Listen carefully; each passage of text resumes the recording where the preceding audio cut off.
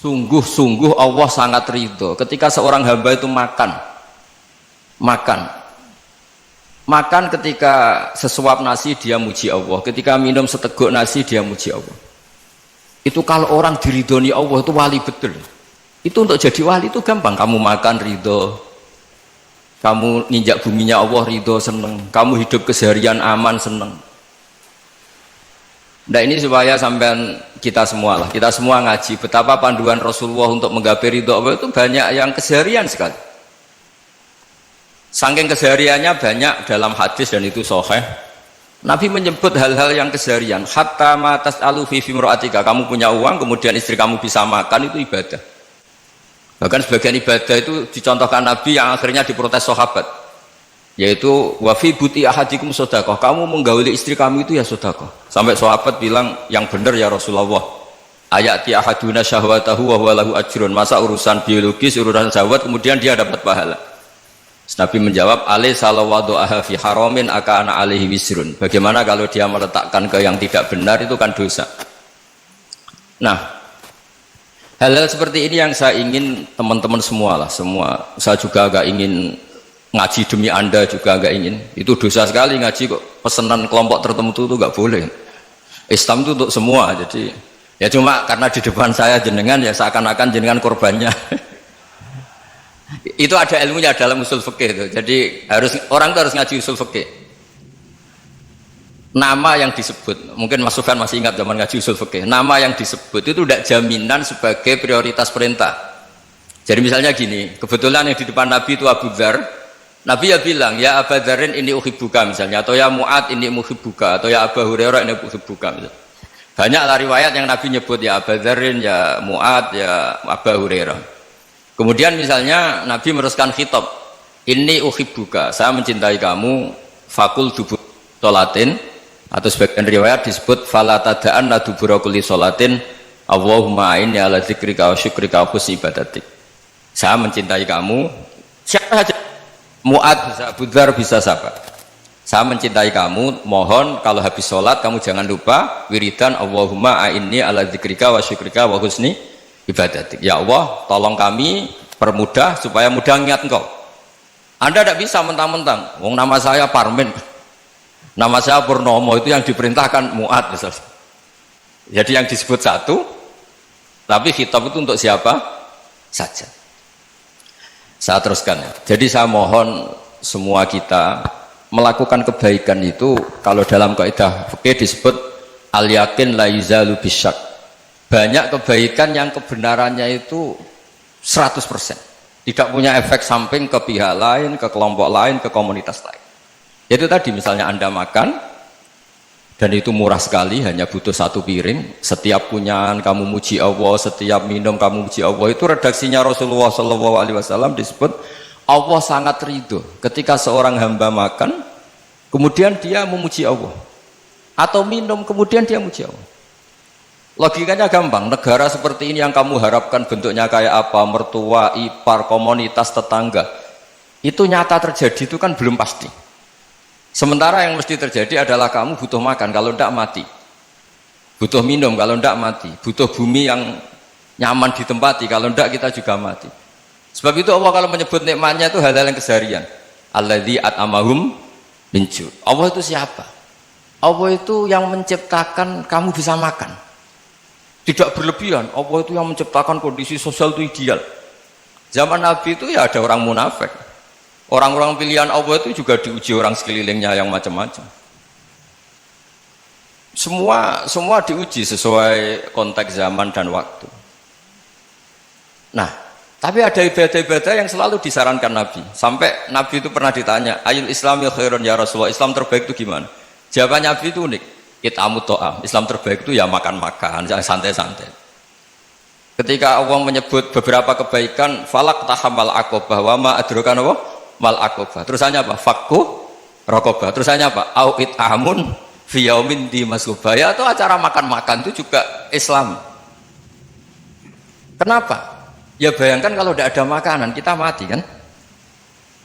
Kondisi sosial tidak ideal itu Anda masih gak apa-apa, tapi kalau Anda tidak makan, Anda tidak minum, Kamu punya istri cerewet masih bisa hidup, punya mertua cerewet masih bisa hidup. Tapi kalau tidak makan bisa mati.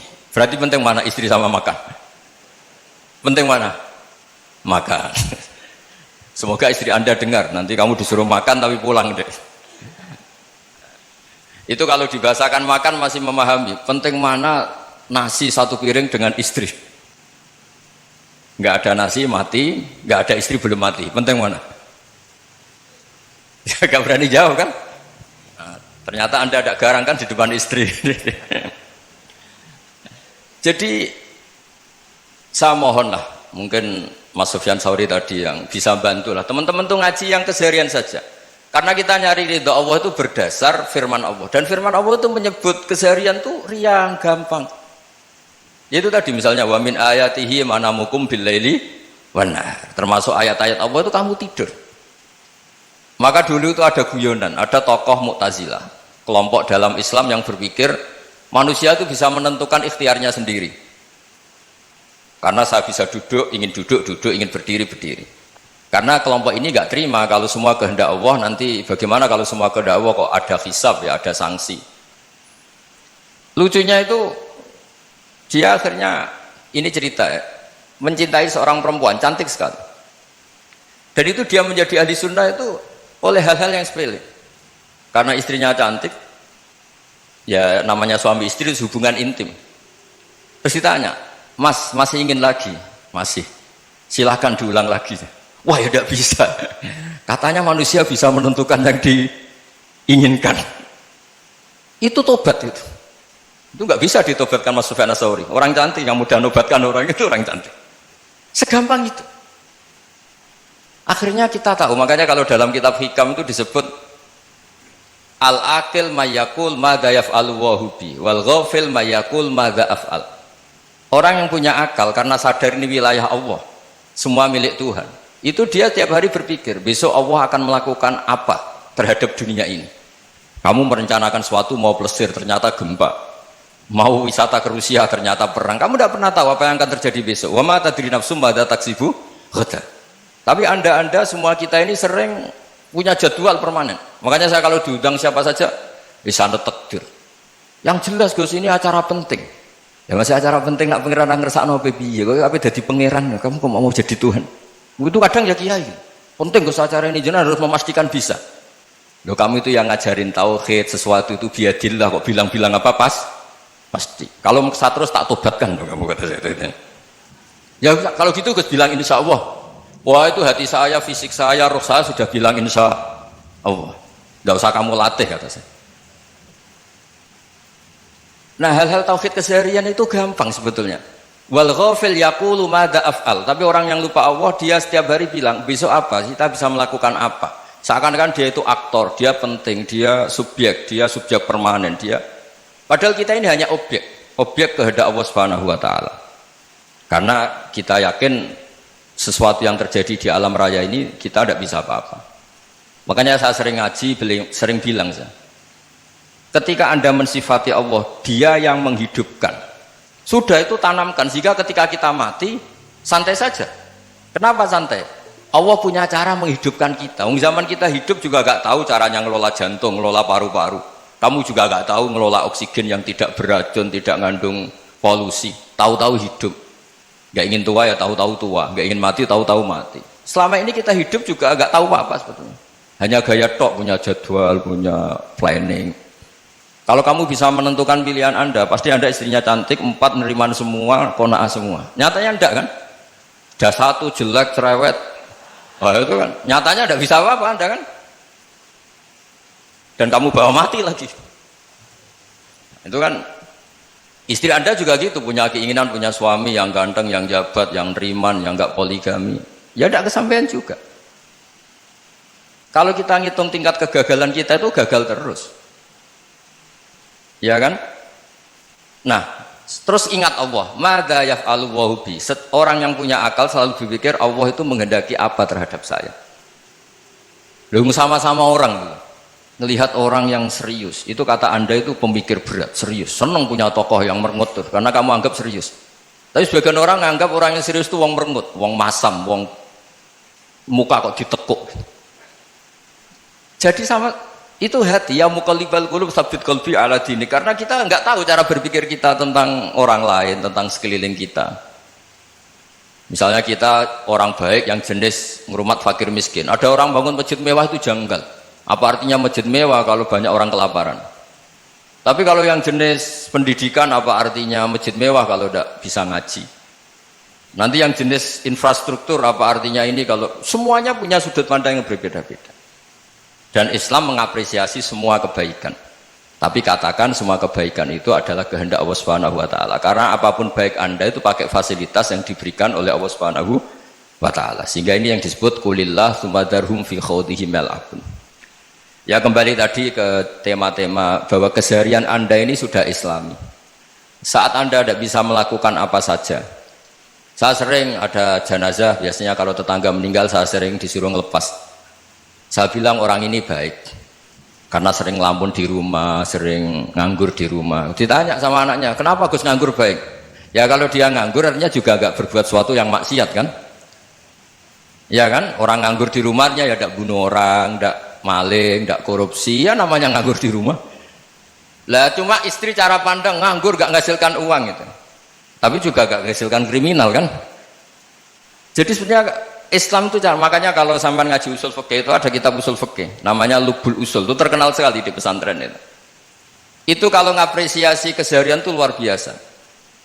Izma min mubahin illa wa yatahaqqaqu bihi tarku haramimma. Karena keseharian yang mubah saat Anda lakukan itu ada kehebatan yang luar biasa, yaitu meninggalkan haram.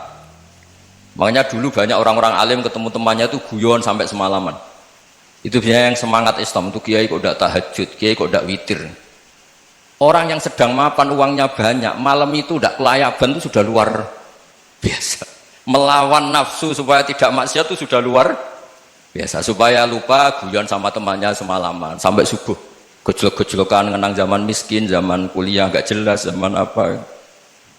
Melihatnya jangan tarkut tahajud. Seperti ini meninggalkan tahajud, tapi meninggalkannya ini talkul muharramat. Jadi kayak apa hebatnya?